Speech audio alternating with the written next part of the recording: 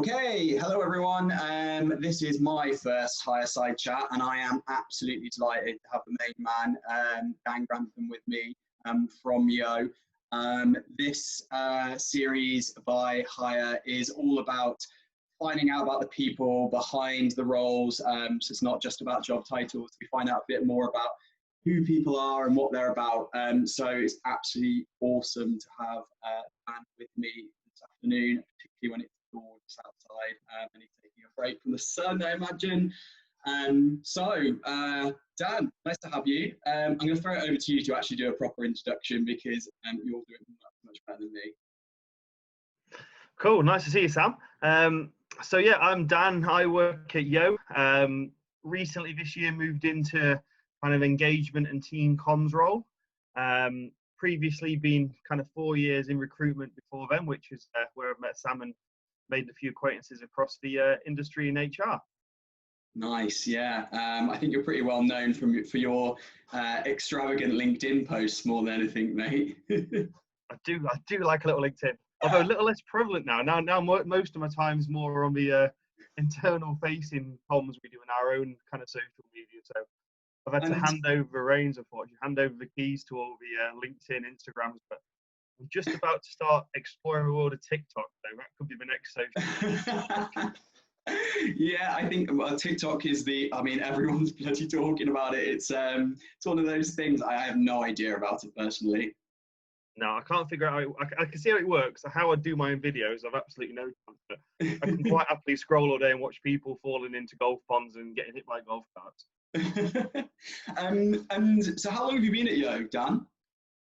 So clocked up, be coming up to 10.5 years. Serious shift. I joined Yo in the heady late summer of 2009. So I've been a manager at McDonald's for kind of 5 years before that. So joined Yo as a general manager in Meadowhall in Sheffield. Ran the store for 6 years with a few little kind of helps and spots along the way in different areas.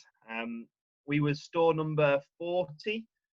So we was kind of like a big portfolio, almost kind of 75 now. So we was up and down the country helping out, doing lots of new openings, and then had some of our team going over to the States as well. So yeah, it was an exciting time to join Yo. Nice. So you've basically grown up through hospitality by the sounds of it. Yeah, there was no getting out of it for me. Started glass collecting when I was 16. Lived in like a little village on the East Coast. So depending on what your geography is like, probably about halfway between Hull and Skegness on the East Coast. So I was pulling up the glass collecting, did a bit of chefing. Obviously started as usual on the kind of starters, microwaving and plating up desserts. Soon got myself on the Sunday carvery, so that was the highlight of the week. All the lads looked down, give me a wink, and a little extra slice on there, a little bit thicker, please, Dan. And then went to uni in Sheffield, but that was a real kind of part-time show because as soon as I got there, got a job at the uni bar, and I was like straight into the uni bars, nightclubs, catering. Really enjoyed it. And then just kind of found my way into the kind of McDonald's grad scheme straight after uni. Did a few other little bits and bobs, but didn't really connect with anything. I was like, hospitality, I love it. I'm on my feet. Time flies. I'm interacting with people. Ronald was the first one to take a gamble. And like, what's kept you? What's so special about hospitality for you? Yeah, I think it's the obviously it's not the not the pay and the hours. Very unsocialized, lots of weekends working and late nights, early mornings. But I just love being with people, being that with team, guests, seeing the team develop. Obviously, I've been in a bit of a more of a kind of officey kind of role for the last 4 years, but even though then I'm like still on my feet and I'm still out and about, kind of meeting potential candidates for Yo and telling them all about careers in hospitality. And I think it's a career where you can see people grow so quickly. They can kind of come in at any level and then really get a flair for the business, and you can help and support that journey. And I think that's what I find most rewarding about hospitality. Mm. And so how was that transition from kind of operations into the world of people and talent acquisition stuff? What was that like? Yeah, it was tricky because I think as a when you're like a restaurant manager or you work in the operational side of a business, you always kind of think head office, oh, they have a right easy time, Monday to Friday. They're not doing loads of shifts, but it's like really in the deep end. Then you get exposed to so many more parts of the business. I mean, I really enjoyed it because I got to kind of travel the country, did lots of recruitment events. We were still opening lots of stores, but you get to see a bit more of a kind of strategic part of the business. So you get to interact with other departments and kind of see that bigger picture, which I found kind of really illuminating, because I think I only kind of really saw a narrow piece of the puzzle when I was in operations. Even though you'd see your kind of region, you didn't really kind of see how the bigger parts of the business fought. So yeah, it was a big challenge, and then suddenly you find out what hard work's really like. You know, up and down the country, in and out of hotels, trains, planes, and automobiles, as well as kind of fielding a seemingly never end of WhatsApps, emails, texts, and the full works. Yeah, it's amazing how just the change in the way of work it just hits you in the face, doesn't it? Yeah, it does. It's kind of like you kind of lull yourself into a false sense of Monday to Friday 9 till 5 there, and but yeah, the reality is like very different, especially in kind of worlds we work in, Sam, with recruitment, where things can easily change, and you suddenly think you've got a candidate down the pipeline, and then candidates disappear, opportunities rise out of the blue. It's a real kind of roller coaster. And why recruitment? What was it that drew you into that kind of area? So yeah, I got kind of fished into it really by my HRD at the time. I was kind of obviously managing Meadow Hall, but I did start picking up a few bits and bobs and doing some other responsibilities for my region and the company. So I was always quite good at pulling together things like newsletters, keeping people informed, doing conference calls, and I think the HRD at the time just recognised I was maybe a good kind of ambassador for the brand. So I was quite good at talking about what it felt like to work at and I'd always had that kind of flair for training new managers and helping new guys bed into the business. So it was kind of a phone call really of got a new role coming up. I think we never had like a full-time recruiter at It was always like a secondary responsibility of the HR team and a bit of a shared responsibility. So it's kind of at that time when we're still opening 10 sites a year, and then we were looking into different arms of the business. So I think that was the right time to get someone in, and as not a specialist of but someone who could talk to people at all levels and tell them all about and who really knew under the skin of what it took to succeed at Sushi. Yeah, and I guess how did your operational routes kind of prepare you for that? Like, how was it going from talking to team members to talking to candidates? Yeah, it was very it was very interesting because normally kind of like team members, then suddenly I was kind of like managing an inbox of management applicants and even quite a few kind of quite senior hefty head office roles. But at least I had that kind of DNA, enough how to kind of give people, as well as kind of selling them the dream, I could also be quite realistic and genuine. So I could kind of set their expectations of, this is what on the website we put Yo's like this, it's like that, but then hang about, this is the reality of, you're still going to be working weekends. There's going to be some tough shifts. You're going to have to suddenly learn what all these Japanese symbols learn on the boxes. You're not going to have a clue how to manage your food costs because it goes around a conveyor belt and we don't know what we sell. And you're going to have to buy a lot of raw fish. And it's you're going to have some interesting guests who'll ask you lots of unusual questions. And what's the sell for Yo? What makes Yo stand out? Why, if I was applying for a job at Yo, why would you say come and work for Yo? Yeah, I think it's just generally the people what make it for me. I was lucky enough to join at a time when I had a similar like-minded group of GMs in my region, and we'd all come, I think, from kind of like the kind of QSR world. So a lot of us had been in McDonald's and Burger King, KFC, and I think we'd all got ingrained in that kind of QSR kind of mentality where it's kind of like everything is so numbers, and it was like, get people in, get people out, manage your labour, manage your food costs. And first thing which kind of clicked with me at Yo was like, hang about, I can take a breath here. I can actually talk to my team and find out a bit about them, find out what they've been up to. I've actually got time to kind of go around and talk and invite my guests. And just having that little bit of time to kind of engage with the team in a slightly less fast-paced, moving dynamic compared to what I was used to in McDonald's. I really enjoyed that. And yeah, the people who interact with up and down the company, we all kind of abide by like a brand personality, which is quite cheesy. But you've probably seen on some of my LinkedIn splurges and Instagram sessions that we talk quite a lot about people being Rook. But it's a real kind of genuine piece of that people we do have and work for us. We call it Rook based, kind of respectful, unconventional, colourful, and confident. Right. So we do have such a spectrum of characters, people from all walks of life, all areas of the world, and it's a really good dynamic. And the all walks of life bit is actually how we met, right? Because I think we met at a job centre event or something along those lines, a Department for Work and Pensions kind of meeting or something. And I know you guys do so much in that space. Can you tell us a little bit about that? Yeah, so we struck up a real good relationship with the DWP and kind of a job centre team. So we're always really keen at Yo that we recruit on personality and we don't really recruit on kind of what a CV looks like. So obviously the job centre have a real kind of plethora of candidates, people coming back into work who might have been ex-servicemen. There's kind of a group who've kind of maybe been ex-offenders coming back into work, people who've never had a job, lots of single parents maybe, or parents who are coming back into work. And then I just thought it was a great angle for Yo to recruit because we could put on so many great hiring events and assess people on personality and character. So it was almost like a paperless application where like, all we want is your phone number and your email address. We'll tell you where, we'll tell you when. And then we set up a whole range of activities for the guys of kind of little kind of games of guest service and little bits of fun with our dishes, blindfold food testing, kind of little quizzes and all sorts of Japanese fun and games as you can imagine. It wasn't quite Takeshi's Castle, but did kind of get out of hand a few times. But really let us kind of see the real personality of the people coming through. And obviously the job centre's got such a massive network.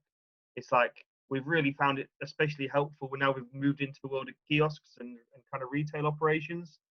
So where we've always opened restaurants in quite big kind of popular cities like Newcastle, Leeds, London, Bristol, now we're opening up a Asda location 20 miles outside of Bristol. There's still a job there and they're still kind of helping us out and helping us find talent and really kind of promote jobs in these tricky locations. Yeah, that's awesome. And so you've been in the recruitment, well, you were in the recruitment role for about 4 years, is that right? Yeah. So what was your proudest moment? What did you think, oh yeah, I've absolutely smashed that? I did pick up a nice award from the DWP. It was quite a nice day out actually for a DWP. You know, the DWP events are normally kind of like the most economic venue, shall we say.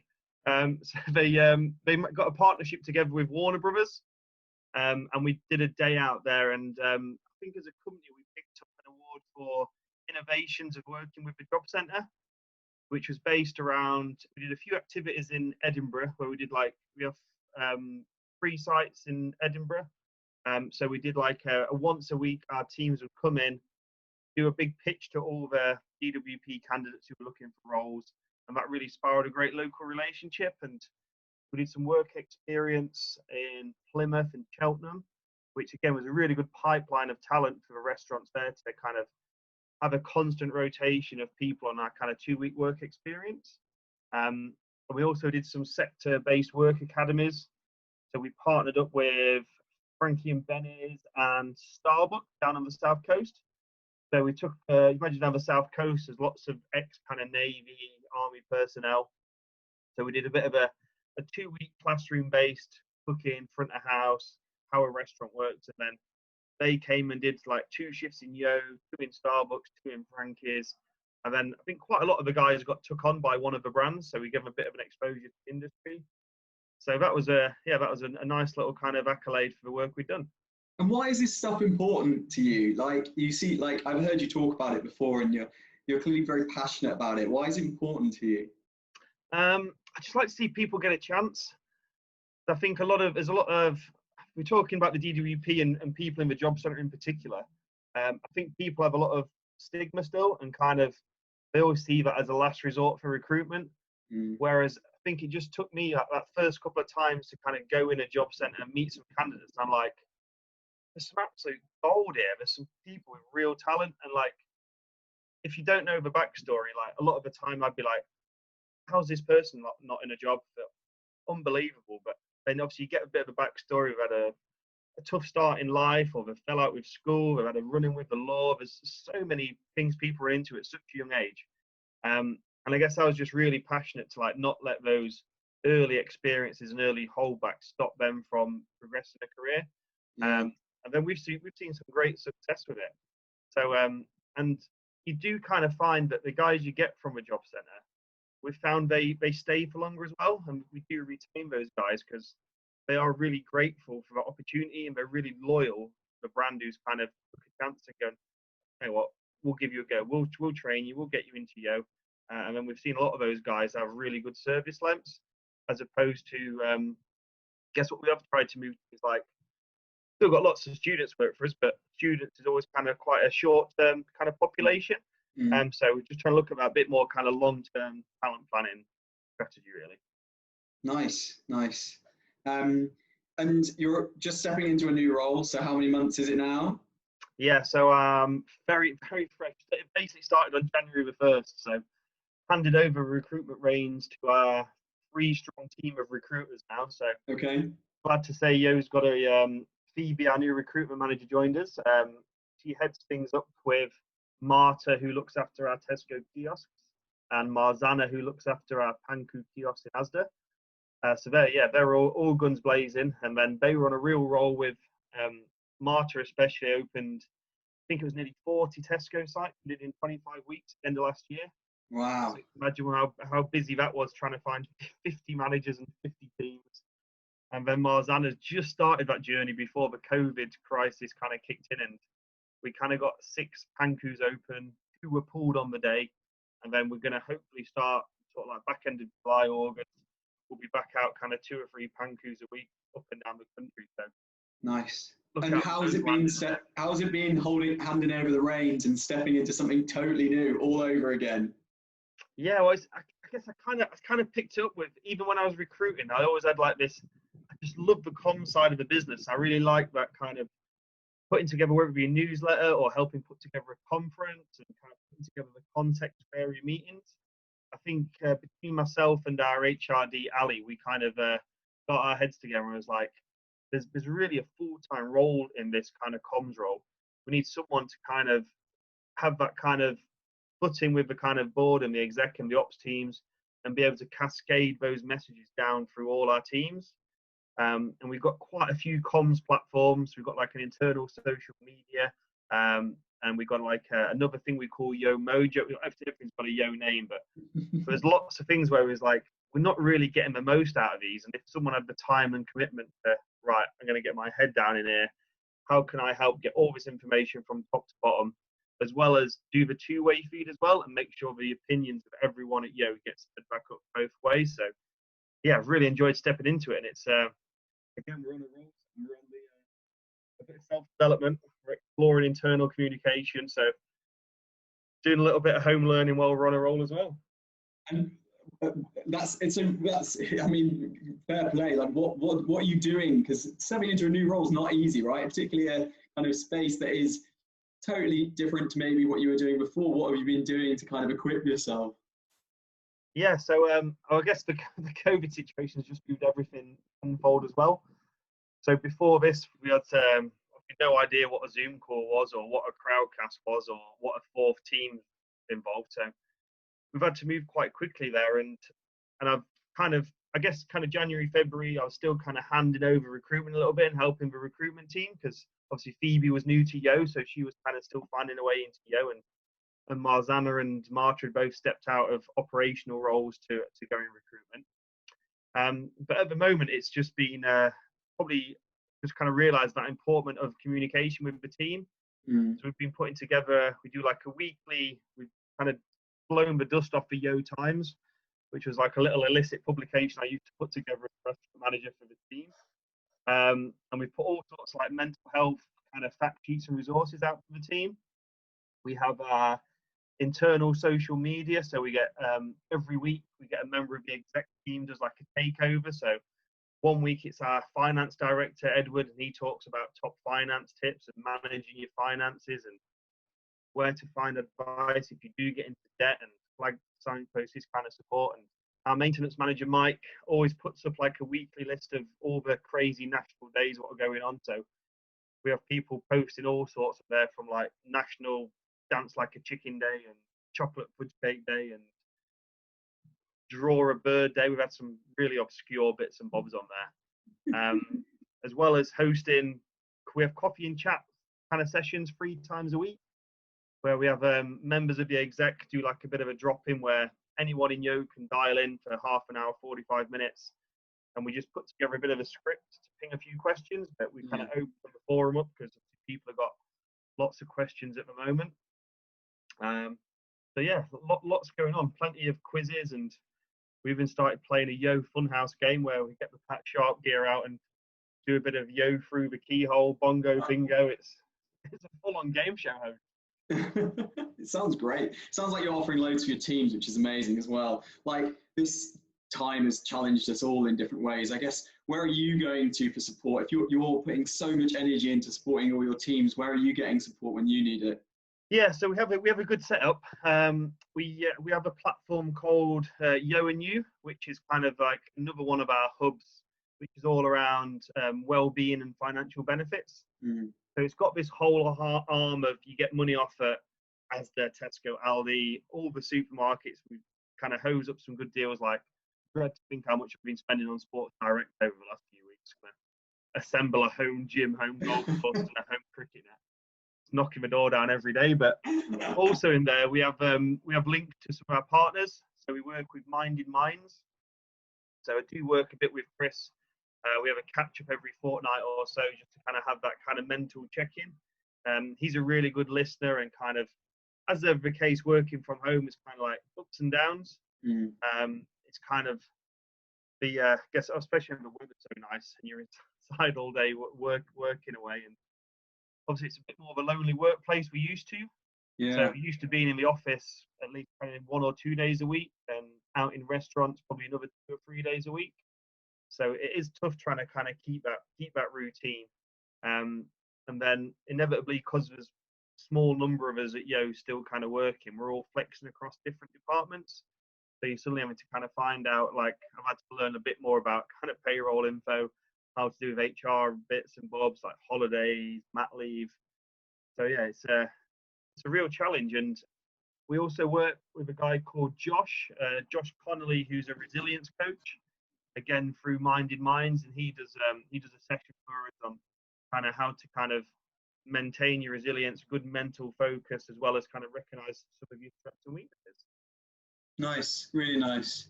And I'm so interested, because you just talk so passionately about Yo, and you're clearly so connected to the brand. Like, is it someone in Yo that inspires you? Do you like, is it just that you just love the brand? Like, what is it?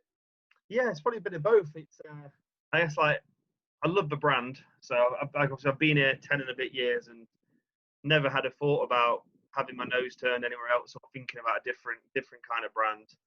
Obviously, I fell in love with the teams and the people. And also, obviously, the food's handy as well. You get plenty of sushi tucked away.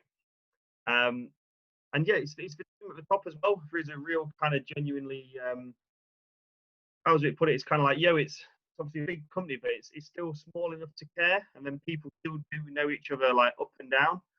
And I really like being in that position where I'm able to kind of connect people, connect departments, make sure all our teams are getting the right information.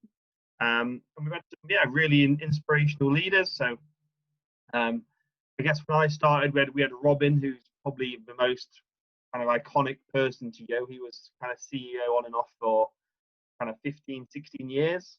And then working with Ali, who's our kind of HRD at the moment. She's been really good in kind of developing me on this journey from recruitment into the comms world. We've got our ops director, Emma, who obviously we started work as store managers together. When I first started, Emma was a store manager who now I kind of UK restaurant MD. Vicky's now our marketing manager. She was a store manager as well. So it was just that kind of generation of us who've kind of grown together through the restaurants into kind of more senior roles as well. And everyone at Yo is really hands-on. There's probably like half the exec board have all either been head chefs or general managers at Yo, and that kind of filters down through lots of the kind of support team functionalities. Nice, really nice. And I guess my final question for you, so you talked about when you started in hospitality and you were that beer glass collector, and you were kind of working all the shifts under the sun. What would you have told him? Like now, if you could reflect back over the years of growing up through the businesses and now where you are now, what would you have said to that guy? Yes, interesting question, that Sam. It might be a little bit going a little bit wild off the topic, but I think from our world is I'd have probably spent a little bit more time in the kitchen getting to know the food, because like even though I've worked in restaurants for all this time in hospitality, still not greatest in the kitchen, the greatest chef. I think people have an expectation like, oh, you've always worked in kitchens and around food. I'm like, yeah, still not very good in the kitchen. I'm still like throwing some pot noodle here every now and again. So I think if I could go back, I'd probably knuckled down a bit more in the kitchen route. I'd probably spent a bit more time with the head chefs I worked with in the holiday parks and more time in the kitchens at uni, because I think I'd probably like to be able to kind of do that.